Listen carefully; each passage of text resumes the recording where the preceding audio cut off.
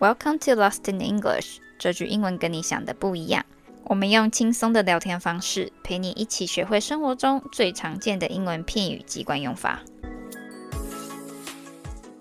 I'm Shirley. Hi, I'm Piper. 今天我们要教的片语是 ship somebody off. 你可能知道 ship 有交通工具船的意思，但在对话当中，它还有一个很具体的用法是跟户外活动有关的哦。所以我们先来听听一段对话，看看你能不能拆出片语的真正意思。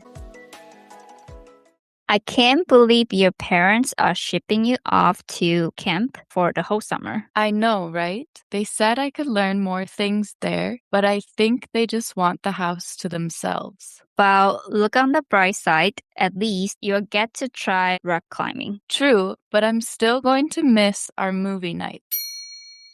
So, Piper, what does ship somebody off mean here? To ship somebody off means to send someone away to a distant place, usually for a specific reason. 在这个片语里，动词 ship 本身有用船运送的意思，而介系词 off 则是有离开的概念。所以当我们说 ship someone off， 就可以想象像是运送货物一样，把某个人打包送去远方的感觉。所以当你想摆脱对方，把某个人半强迫性的送去某地，像是住宿学校啊、户外营队啊之类的地方，就可以使用这个片语，就是我们中文常常说的把某人送去某地的意思咯。So Piper, now that it's summer, and I know summer break for students here is like 3 months long, right? Yeah, it's usually from June to August. So jealous, we only get 2 months off for summer in Taiwan. Did your parents ever ship you off somewhere when you were little? Yeah, I think summer camp is super common in the US. I was shipped off to a summer camp when I was 10 years old, and I went with 3 of my best friends. Nice. How long do summer camps usually last in the US? Usually they run for a week or 2, but they can also just be day camps. Day camps, like only for a day? You go there and come back home on the same day? Exactly. You get dropped off in the morning and picked up in the afternoon. Some camps have focus on specific activities too, like sports, science, theater, music, dance, or religion. Interesting. I always thought when people said camp, that meant going camping, that being out in nature, doing outdoor activities, and, sleeping in a tent or cabin, something like that. I think a lot of people think that, but camps can be very different. The one my parents shipped me off to was an overnight camp. I think it lasted about 4 days and 3 nights. And there was a line of a bunch of little cabins for sleeping and separate ones for the showers and for dining. Oh, so kind of like a college dorm. Yeah, pretty similar. There were 6 girls in my cabin, which was like a small wooden house. And we had 3 bunk beds, like the type of bed where beds are stacked on top of each other. So you might have to climb up to the top one if you sleep on top. I always wanted that when I was little. So my brother wouldn't keep me in the middle of the night. Me too. And I got the top bunk that time, which made me super excited. 在我们讨论下个主题前，想跟大家快速分享一个好消息。5人口说小团班已经正式开放报名咯。如果你想要在一个轻松没有压力的环境下练习口说，欢迎点节目资讯栏里的连结，了解课程资讯。那我们就回到今天的主题咯。So did you guys do anything fun in the cabin? I mean, a lot of kids usually look forward to nighttime activities when they get to stay overnight. We mostly talked about what activities we wanted to do the next day and our favorite parts of the day. And we stayed up way later than we were supposed to. I honestly think that hanging out with my friends was my favorite part of the camp. Yeah, I bet. What about you? Have you ever been shipped off to a summer camp by your parents? Yes, every summer break.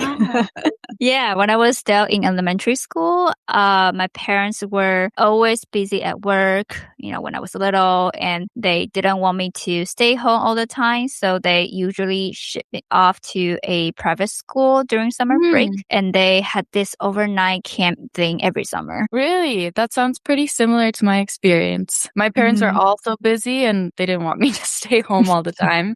Yeah, I remember my camp usually planned a lot of interesting activities when it got really dark. Like they divided us into several groups and we danced, sing, and play some games around the campfire. That sounds exactly like what people imagine when they think of a summer camp. Yeah. What kinds of games would you guys play? Oh, we had this game called Big Wing.